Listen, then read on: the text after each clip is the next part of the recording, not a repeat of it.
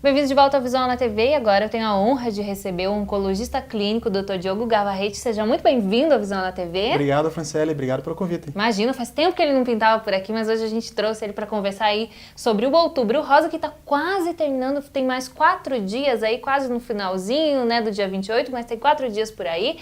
E também vamos falar um pouquinho do Novembro Azul, que está prestes a iniciar. Mas vamos bater um papinho primeiro sobre o Outubro Rosa. Esse incentivo aí do nosso governo, com as campanhas, melhora realmente no consultório a busca das mulheres com os cuidados com o câncer de mama? Melhora, Fran. Na verdade, esclarece muito a importância de você fazer o rastreamento e a detecção precoce. O Outubro Rosa ele não é uma campanha brasileira, ele é uma campanha internacional, que já tem mais ou menos uns 20 anos, né? E o Brasil é um país que com certeza se adaptou muito a esse mês e a gente vê realmente as pessoas mais esclarecidas com relação à importância do diagnóstico precoce, do autoexame e da mamografia.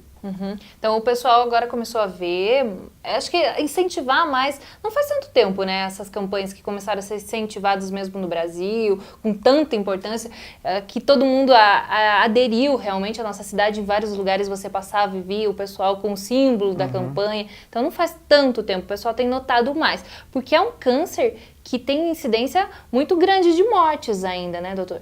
O câncer de mama no sexo feminino, ele é o câncer recordista em incidência, é o câncer mais prevalente nas mulheres, em torno de 27% a 28% de todos os cânceres. Porém, em mortalidade ele é o segundo lugar, ele ainda perde para o câncer de pulmão. Mas por ser um câncer que ainda mata muito, é um câncer com uma alta incidência, vale a pena você realmente fazer o diagnóstico precoce, porque esse parece ser o fator preditor de resposta de sobrevida do paciente mais importante, né? O diagnóstico precoce, como todo tipo de câncer. O câncer de mama, assim como os outros cânceres, também tem cura quando diagnosticado numa fase inicial. A gente conversava aqui um pouquinho antes de começar esse nosso bate-papo, que é um diagnóstico precoce, não é prevenção do câncer de mama realmente, né, doutor? Então você vai aí observar as campanhas, ver como é que funciona e aprender que você tem que fazer o diagnóstico, né? Mas daí, como seria esse diagnóstico, doutor? O que seria indicado? A mamografia, ela ajuda muito no diagnóstico de lesões neoplásicas na fase inicial, mas ela também acaba funcionando em torno de 5% a 10% como uma prevenção. E algumas vezes, realmente, você consegue detectar lesões que não são malignas, mas que têm o potencial de se tornar malignas pela mamografia. Então, nesse ponto, realmente, ela tem um pequeno valor como prevenção. Mas a ideia e a divulgação maior da mamografia é realmente na detecção de uma lesão precoce. E é importante falar que nem sempre a mamografia detecta a lesão. O autoexame, em 10% das vezes também, detecta lesões que na mamografia não foram feitas. Então, por isso que a importância do Outubro Rosa em conscientização não apenas da mamografia, mas também do autoexame e reconhecimento dos sinais do câncer de mama. Mas esse autoexame que a gente fala não é só o autoexame da paciente, né? Porque às vezes a lesão é pequena, ela não consegue observar, ou ela fica com aquela dúvida, será que isso é normal, será que não é? Esse autoexame é feito mesmo no consultório, com o doutor, daí ele faz o autoexame na mulher, ele realiza esse procedimento ou não? O autoexame é feito pela própria paciente. E é a paciente que conhece o corpo dela, ela vai saber diagnosticar alguma lesão nova, que o médico até então não sabia que tinha. E o autoexame ele deve ser iniciado a partir dos 21 anos. Esse outro exame que é feito pelo médico é o exame clínico, a gente chama. Esse exame a gente costuma recomendar que seja feito a partir dos 40 anos. Então, a partir dos 40 anos, com um profissional de saúde. Pode ser um médico, pode ser uma enfermeira treinada. Daí esse exame seria um exame clínico? Um exame clínico. Que juntaria mamografia e outros exames ou não? É só um exame clínico realmente do paciente, da mama da paciente? Como que seria? A partir dos 21 anos, autoexame. A partir dos 40 anos, um exame com o profissional de saúde. E a partir dos 50 anos, a mamografia. Só a partir dos 50, então, a mamografia. A não ser em casos que já tenha diagnósticos na família. Exatamente. Pacientes que por razão ou outra precisaram fazer uma radioterapia do pulmão, por exemplo. Pacientes que tiveram linfoma, por exemplo. Pacientes que têm um risco maior de câncer de mama, como história familiar ou mutações novas para câncer de mama. Essas pacientes, a gente costuma que o rastreamento comece a partir dos 35 anos de idade com mamografia. Se não, para a população geral, sem fatores de risco, a mamografia ela é indicada pelo Ministério da Saúde a partir dos 50 anos. Depois de diagnosticado um nódulozinho, daí que é investigado se é um tumor benigno, maligno, esse é o processo. Exatamente, nem todos os nódulos palpáveis, aliás, a minoria dos nódulos palpáveis na mama são nódulos malignos, a maioria são alterações benignas. Porém, sempre diante de uma suspeita clínica tem que ser feita uma investigação. Uma biópsia. Exatamente, a biópsia. O diagnóstico do câncer de mama, ele exige a biópsia, não tem como você clinicamente diagnosticar, você tem que ter o material, analisar no microscópio, ter o anátomo patológico. Mas a mamografia, ela tem pontuações que te dão graus de suspeita para malignidade. Então, de acordo com essa pontuação, você vai indicar uma biópsia, ou então, em vez de fazer a mamografia a cada 2 anos, fazer a cada 6 meses, de acordo com o teu grau de suspeita de malignidade. Mas você pode, por exemplo, fazer uma mamografia e o doutor achar que não há necessidade de uma biópsia, ou não, ou sempre é aquela coisa que a mulher fica na dúvida. Pediu mamografia, pediu biópsia, é câncer. Como que funciona? Às vezes é difícil você convencer a paciente que o melhor é você acompanhar. Então, isso depende muito de uma conversa do médico com o paciente e o grau de ansiedade para a paciente. Mas aquelas mamografias que são possivelmente benignas, o que a gente chamaria de BIRADS 3 na mamografia, a gente acaba acompanhando.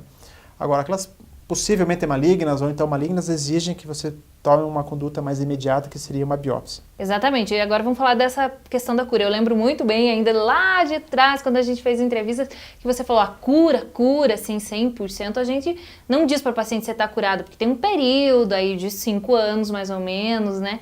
Que daí você diz, agora sim, você pode se considerar livre da doença, né? Tem todo esse cuidado também.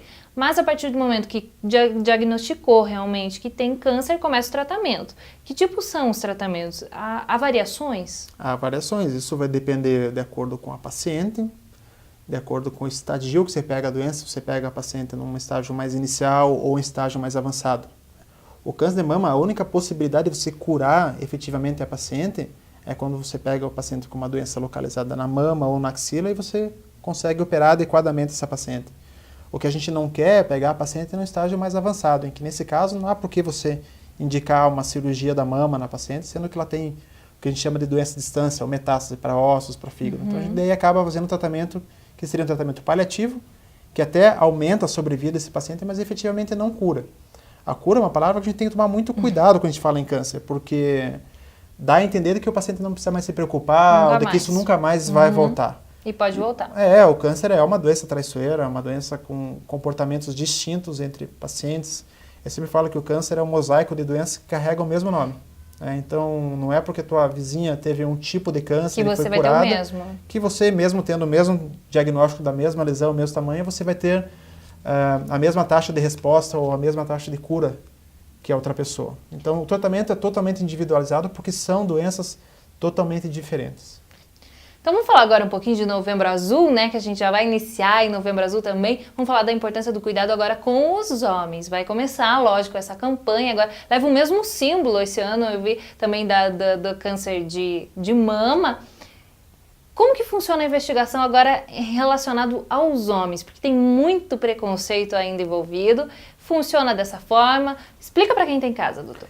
É diferente do Outubro Rosa, onde a gente recomenda que todas as pacientes façam a mamografia, independente dos fatores de risco. O Novembro Azul é bem mais polêmico, bem mais questionável. Eu acho que ele serve muito mais para conscientizar o paciente da importância de conversar com o médico e avaliar se realmente há um benefício ou não dele fazer o rastreamento para o câncer de próstata. O câncer de próstata é uma doença mais indolente que o câncer de mama. Apesar de ter uma incidência muito parecida e de ser também o câncer mais prevalente nos homens, a mortalidade dele é muito mais baixa do que o câncer de mama nas mulheres. Então, eu diria para você, Franciele, que a maioria das mulheres, realmente, quando diagnosticadas com câncer de mama, se não tratarem, elas vão morrer de câncer de mama. Ao passo que a maioria dos homens, quando diagnosticados do câncer de próstata, vão morrer com o câncer de próstata, por ser uma doença de curso mais lento, mais arrastado. Não há lógica, eu não vejo nenhum sentido em você começar a rastrear a população de maneira geral. A gente sabe pelos estudos que 1 a cada 1.400 homens se beneficiarão do rastreamento por câncer de próstata. Então, eu acho muito importante que antes de você propor para a população geral que você faça um rastreamento, que o paciente converse com o oncologista quais os riscos e benefícios de fazer esse rastreamento. Porque isso pode envolver biópsia desnecessária, pode envolver riscos de infecções para o paciente, pode gerar uma ansiedade sem muitas vezes mudar a história natural da doença. Os homens em casa devem estar agradecendo o doutor nesse momento, já que existe todo um preconceito por conta do exame realmente. Então, o que seria o indicado? Faz um acompanhamento com o seu médico, clínico realmente, bate papo, conversa, faz os exames para sentir como é que o paciente está e daí a eventualidade de um exame como esse? Isso é muito questionável. Se você for entrar no site do Ministério da Saúde, você vai ver que não há consenso com relação a isso. Nem no Brasil, nem nos Estados Unidos. Então, assim, qual que é a nossa prática clínica? Aqueles pacientes que têm o risco aumentado de ter câncer de próstata, por exemplo, casos na família de câncer de próstata ou pacientes de raça negra, esses pacientes sabem que a chance de eles terem é um pouco maior do que uma população de raça branca. Então, esses pacientes eu acabo recomendando o rastreamento. Com que idade? Entre os 55 e 70 anos de idade. Não vejo lógica de você querer rastrear um paciente com mais de 70 anos, expor ele a um toque retal ou um PSA, porque esse paciente dificilmente terá alguma complicação se você diagnosticar o câncer de próstata. Então, aqueles pacientes entre 55 e 75 anos, com esses fatores de risco, eu acabo recomendando de maneira rotineira. Para os demais casos, eu explico para o paciente qual que é o risco ou benefício ou não de você fazer um exame como esse. O toque retal, ele parece não ser, nos Estados Unidos já não se recomenda tanto que se faça o toque retal como rastreamento. Parece que o PSA ele é suficiente. No Brasil, ainda essa polêmica, a gente acaba recomendando que se faça tanto o PSA quanto o toque retal. Vamos explicar para quem está em casa o que é o PSA? O que seria? Alguns cânceres, Franciele, quando presentes em grande quantidade, tá, ou com tamanhos grandes, eles acabam liberando na corrente sanguínea substâncias, que nós chamamos de marcadores tumorais. O câncer de mama, infelizmente, não tem nenhum marcador tumoral muito bom, mas o câncer de intestino tem o CEA, o câncer de fígado tem marcador, o fetoproteína, câncer de testículo também tem marcadores, e o câncer de próstata tem um marcador que a gente chama de PSA. Então, ou seja, fazendo um exame de sangue, você já ia conseguir diagnosticar? Não.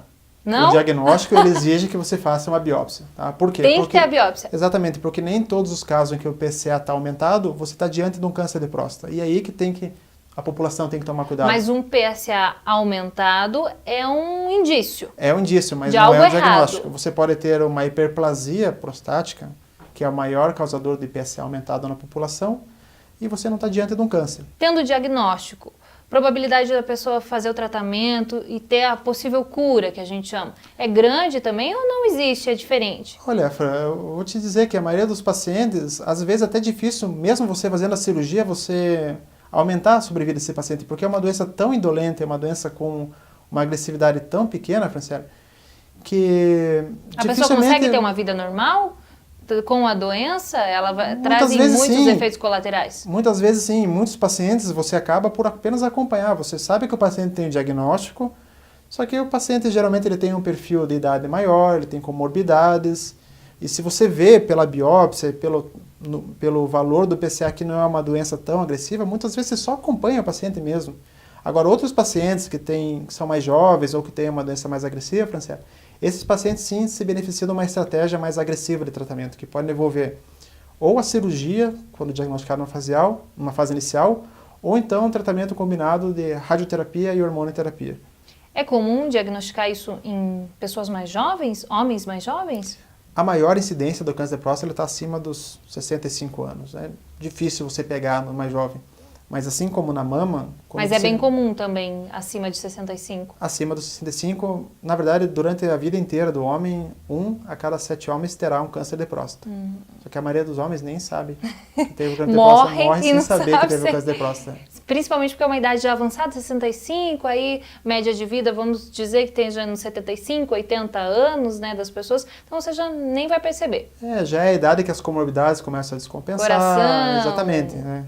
Pressão, essas coisas. Por isso, esse maior cuidado no câncer de mama com o diagnóstico precoce do que com o Novembro Azul, seria então por isso? Eu acho que o Novembro Azul é mais uma questão mais de esclarecer a população na necessidade de uma conversa. Não sair por aí estimulando que todo mundo faça um PSA, ou que todo mundo faça toque e tal, como a gente estimula para o Novembro Azul, para o Outubro Rosa, que a mulher faça uma mamografia.